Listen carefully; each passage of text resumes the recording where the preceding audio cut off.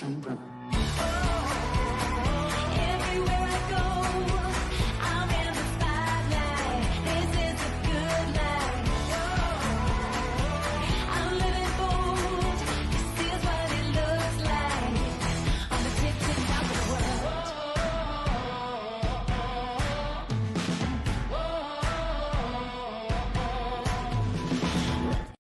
Trade tariffs stole the spotlight this week, that's for sure. But there were a lot of things happening outside that spotlight that I want to make sure that you're not missing. In this captain's log, we cover what you may have missed. We haven't done a captain's log in a while, so let's get into it. Hi, welcome back to By Land and By Sea, an attorney breaking down the week in supply chain, presented by the Maritime Professor, me. I'm Lauren Began, founder of the Maritime Professor and Squall Strategies, and I'm your favorite maritime attorney.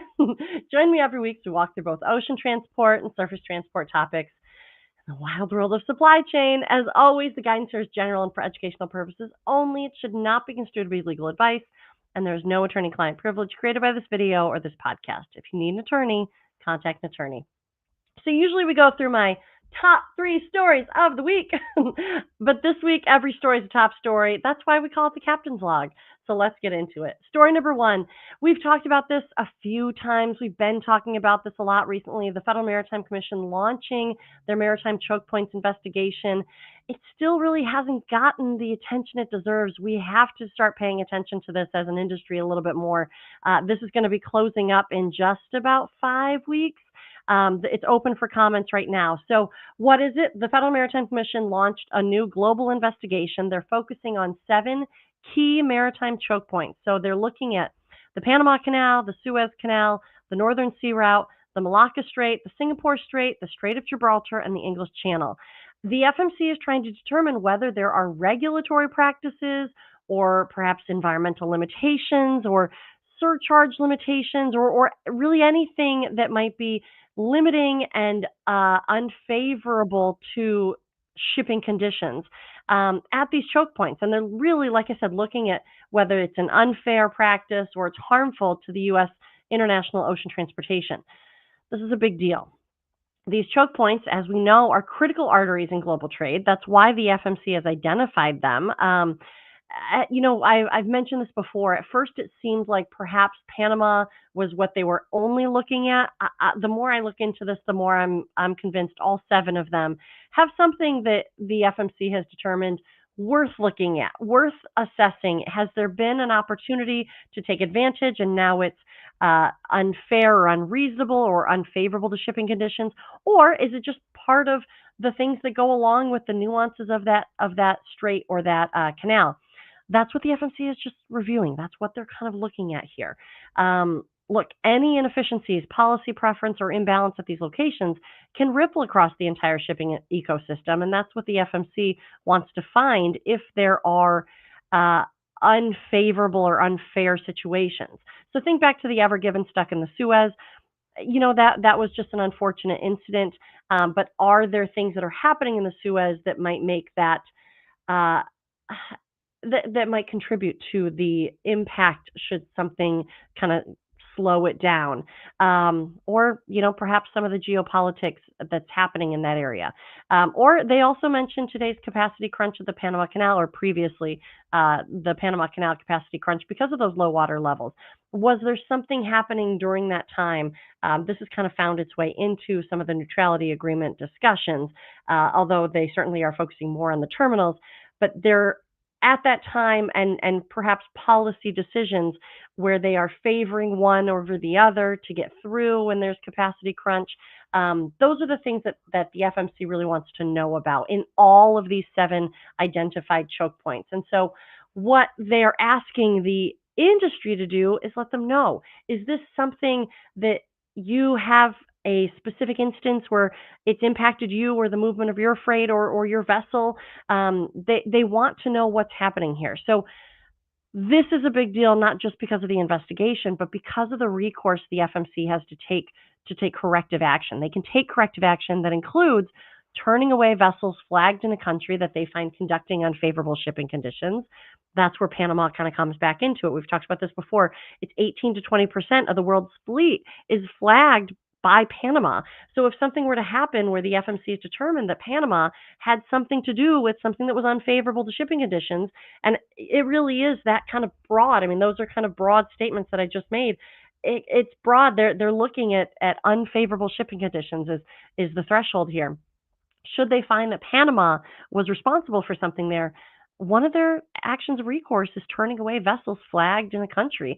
So potentially they could turn away those 18 to 20%. And by turn away, I mean you can't stop at a U.S. port. So that paired with all of the other things happening kind of around the discussion of China shipbuilding, China made, China vessels generally, um, major impacts, right? And these could stack one on top of the other.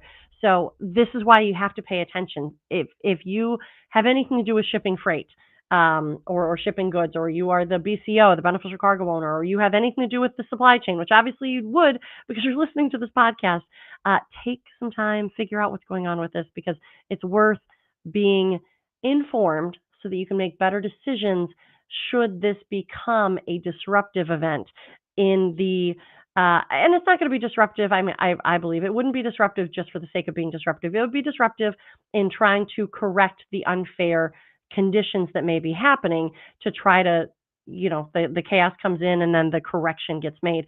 But you need to be informed so that when the chaos happens, if the chaos happens, you'll know what's happening. You'll know what actions and why the FMC is taking certain actions there, and perhaps maybe a future plan for it, and see if there's any way that you can work around it. You won't know your options unless you stay informed and kind of figure out what's going on, even at a cursory level. Just pay attention to this one.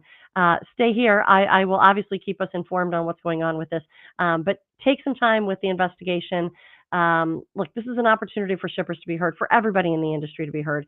The FMC is collecting comments from the public. This could potentially impact non-liner shipping, which, what does that mean? So not just containerized cargo movement. This could potentially impact bulk or transfer vessels or ro-ro or anything other than the otherwise usual FMC commodities of containerized cargo movement. The statutory authority that they have here, this is statutory authority, so given from Congress, is that they can take corrective action however they need, and they can restrict type of cargo moved as well. And so that gives them this broader purview into not just containerized cargo movement. We've talked about it here before, but if you do want a deeper dive on this and you truly want to understand what the heck is happening, or really said another way, want to better understand these choke points and what the FMC is digging into, I developed a course on this. It's a new course, Maritime Choke Points. It's available at themaritimprofessor.com. I break it all down in plain English, and we go through each one of these choke points. We go through the statutory authority that the FMC has here, the recourses available to the FMC. We go through all of that so that you can just be well informed early on. And if you use a code new release through the month of April, you will get $100 off. So go take a look at that. It's well worth getting up to speed on that. All right, story number 2. This one I wanted to, this is really why I came on here today. I wanted to bring this to your attention. This is brand new out of Department of Transportation. So they issued a request for information, an RFI, seeking public input on how it should review and potentially reform its existing regulations, guidance documents, and reporting requirements. So this comes on the heels of certainly a wave of executive orders, but one of them talked about the reduction in unnecessary regulation, inconsistent guidance, eliminating inconsistent guidance, and realigning agency rules with the new administration priorities, but also that executive order that we've talked about before, for every one new regulation that an agency proposes, 10 have to be repealed. And so the Department of Transportation is asking for the public's input, and certainly the supply chain ecosystem's input, on what things should be pulled back. Should they start to pull things back, or maybe because they want a new regulation, or even just in general, are there things that shouldn't be there anymore? They're really asking for feedback from the public, the stakeholders, the regulated community. They want to know, are there areas that are just outdated, overly burdensome, or just doesn't make sense anymore. They want to know, are there reporting requirements that seem duplicative or ineffective? Are there technological developments or advances that are making some of these rules obsolete or ripe for modernization, right? Are there things that have now been digitized that used to be paper-based only?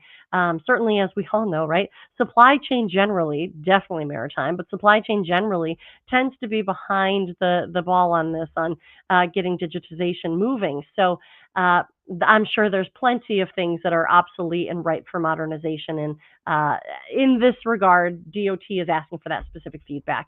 They're also looking for supporting data where possible, right? So they want to know rules that don't align with statutory authority, guidance that acts like regulation but isn't. Like if there's what do they call those? Some sort of policy document. I just lost the word, but our guidance document.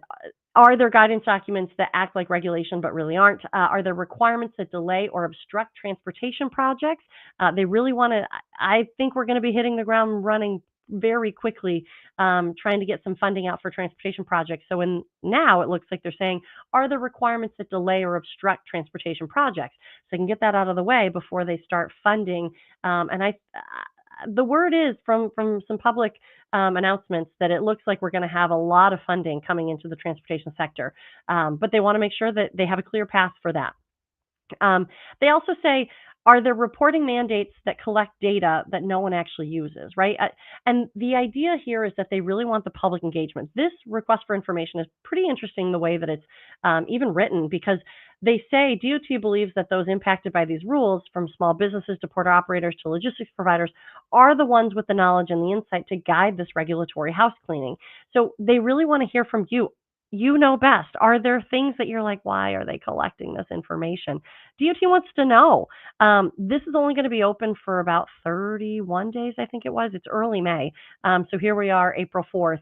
The request for information was published. If you have ever thought, why do we still have to do it this way? And it has to do, well, in general, but if it has to do with Department of Transportation and potentially a regulation, a guidance document, a reporting requirement, any of that, and you're like, why do we have to still do it this way? Now's your chance to speak up. Now is your chance to speak up. Look, take a minute with this. Go check this out. I'm going to put the link in the show notes here. If you're wondering where to go with this is something that I help my clients with on Squall Strategies. That's some of the legal work that we do, but this is something that I want everybody to pay attention to. If this is an opportunity, right? Whenever the agencies decide to open up comments, they want you to engage. They want to hear from the industry here. They want to know what should be fixed. This is your moment. This is your moment to go talk to them. All right. So story number 3. Last week, there goes my dog. Last week, the U.S. Trade Representative held public hearings as part of their Section 301 investigation into China's shipbuilding and maritime logistics dominance. This week, the transcripts were released. Now, I'm going through them. I'm going to be pulling interesting remarks and updates in upcoming episodes. There are, it's over 300 pages per transcript day. So they separated them into day 1 and day 2. It's in fairly big font. There are quite a few pages of index at the end. They're pretty interesting to kind of look through. But yeah, I'm going to be looking through them and I'll pull out any really interesting things. So far, I'm pretty encouraged. It feels like the remarks that were given were not just positional statements, but that they actually were trying to contribute with helpful suggestions and ideas for the industry. And I think really that's what we were trying to get at here. It feels like that's what the USTR was trying to do by perhaps giving cover to the hearing, only having a transcript release, not having actual audio or video coming out of this, so that they could have those conversations and they could have that kind of back and forth, and the freedom to have these ideas rise to the top. So we'll see what happens here. I'm going to read through the hearings, and it'll be interesting to see where we go from here. But before we wrap on this one, I just want to do the quick Section 301 kind of update here, or the 101 of the 301. So this is Section 301 of the Trade Act of 1974. This gives the USTR, the United States Trade Representative, authorization to investigate and respond to foreign trade practices that are unjustifiable, unreasonable, or discriminatory, and that burden U.S. commerce. So in this case, 5 U.S. labor unions petitioned the USTR to investigate China's practices in dominating shipbuilding, maritime logistics, and shipping services. Their claim was that China's state-directed economy, including subsidies, trade barriers, and forced technology transfers, had unfairly captured global market share, including commercial shipbuilding, marine services, and even port infrastructure financing. So the USTR has actually already found, as we know, that China's actions were and are unreasonable and burdensome to U.S. commerce. Now, where we are, there's a proposal on some of those corrective actions that USTR is proposing under the Section 301 authority. And that's where the hearings came in. Was there were many comments, well, over 500 comments filed, and 2 days of hearings, which is just public comment, predetermined public comment, but public comment, predetermined speakers, I should say, coming in and speaking on this. And so that's what they were responding to, was the proposals that the USTR had created in response to finding that China's actions were unreasonable.